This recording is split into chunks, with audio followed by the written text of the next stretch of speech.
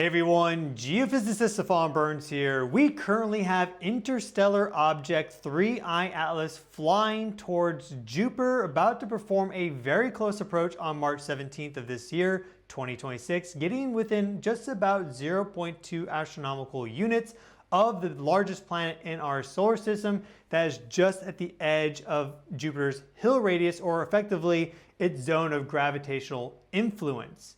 The distance from the Earth to Sun, for reference, is 1 astronomical unit. So it's getting a lot closer than that Earth-Sun separation distance.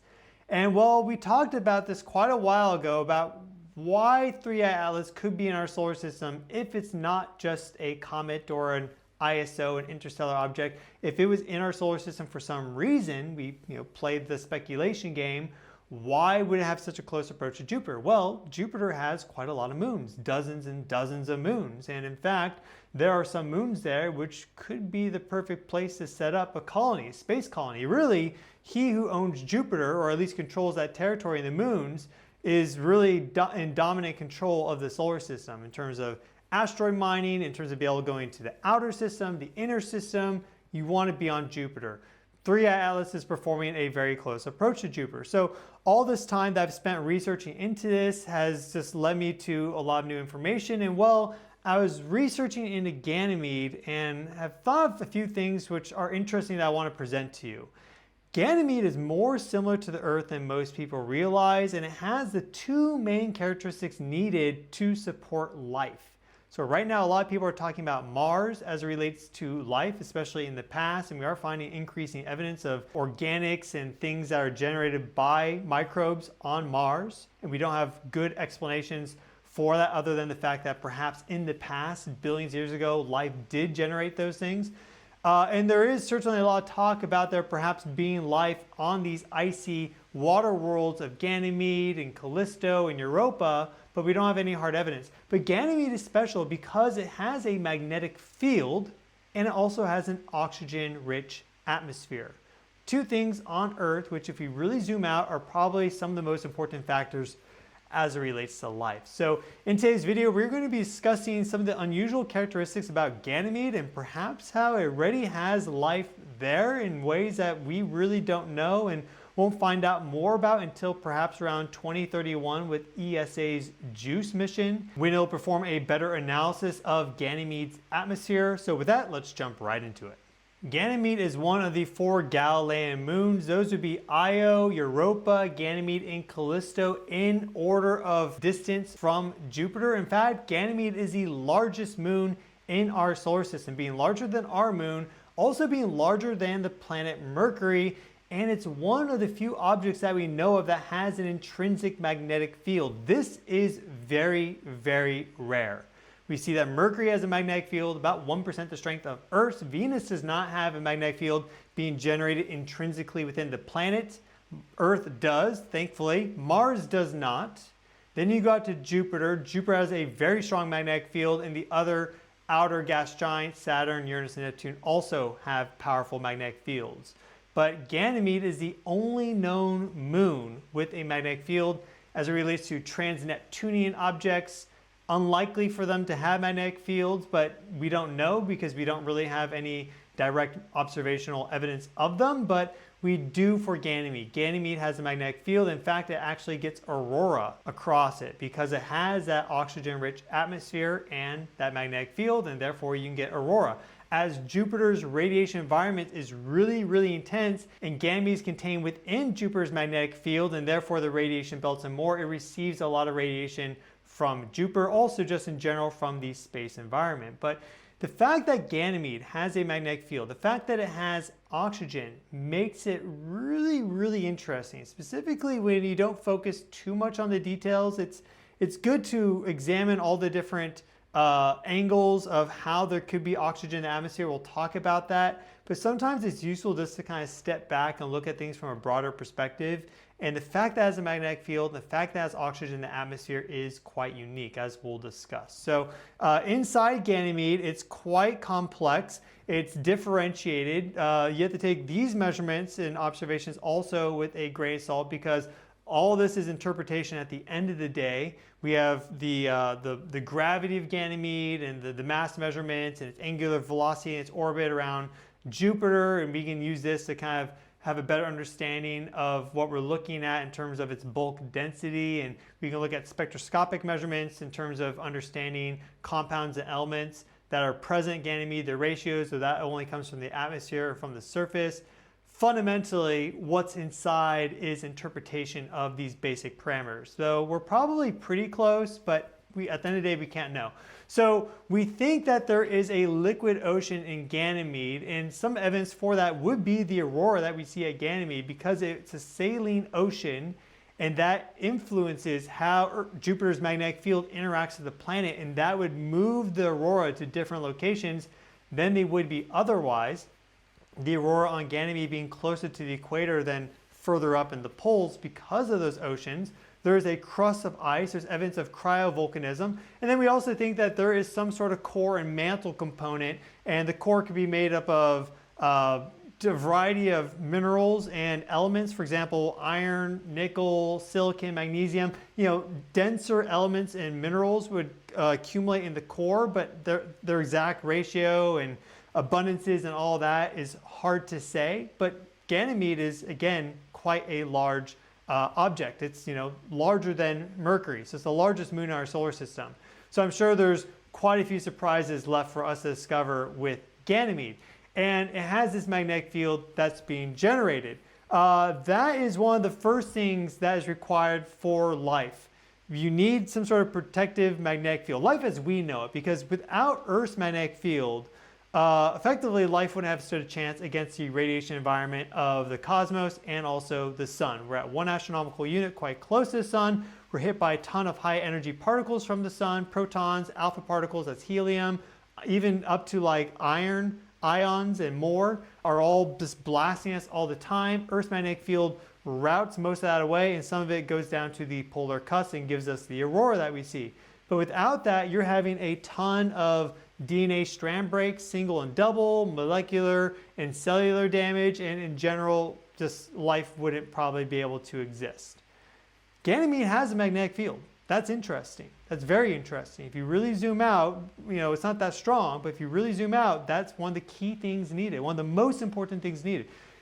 If we look at Earth as an example as well, Earth has an atmosphere with a lot of oxygen.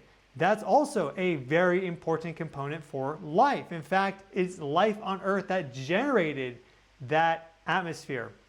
You had the great oxygenation event billions of years ago that generated a bunch of oxygen as these microbes and plankton and algae and everything pumped it all up. First it got absorbed in the oceans and turned into iron band deposits. The iron reacted to it, settled out. We have these thick red iron band deposits all across the globe as a result of that. Once that was out of the way, then the oxygen was able to enter into the atmosphere and basically stay unbound.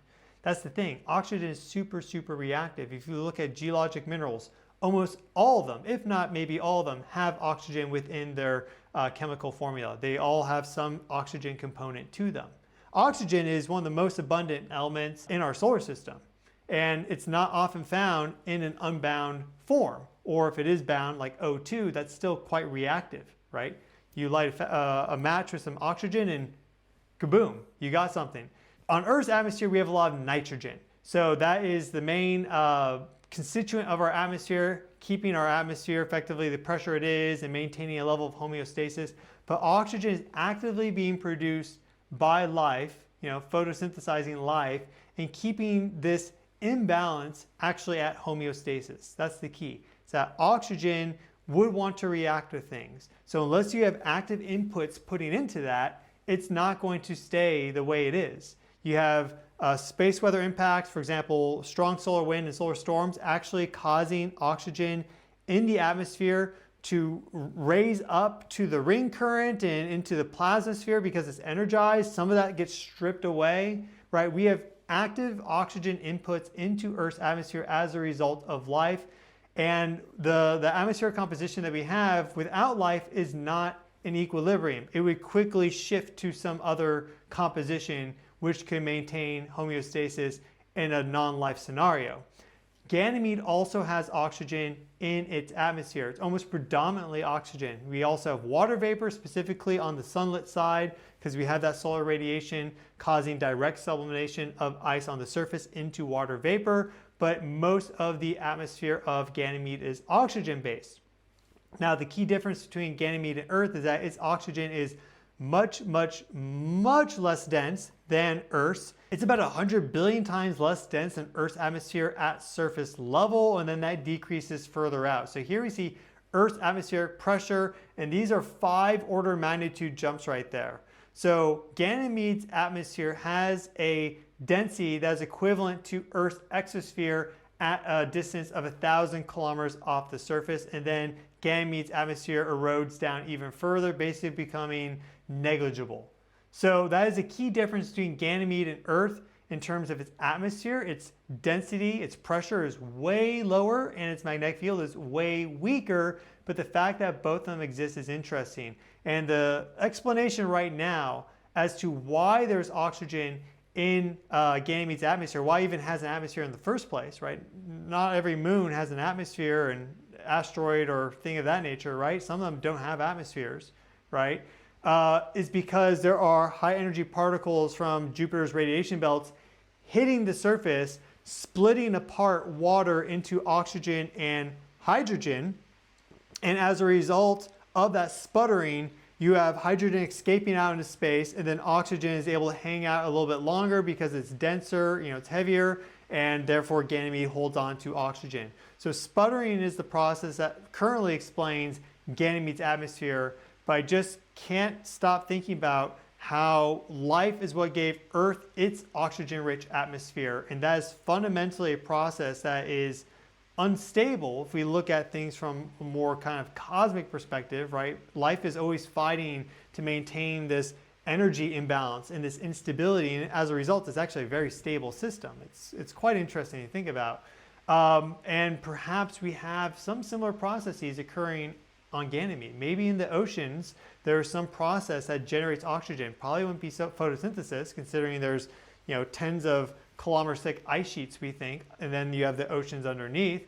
But if there is some sort of process generating oxygen that's not just sputtering, that could help explain why there's so much oxygen in Ganymede's atmosphere. And as it relates to 3I Atlas, I personally think it's an interstellar object that's just going to continue to fly through. It's provided a lot of useful awakenings, you could say, as it relates to us understanding our cosmic environment better. Its close flyby of Mars back in early October. Its superior conjunction with the Sun as viewed from Earth on the 21st of October. Its perihelion on the 28th of October. This is all 2025.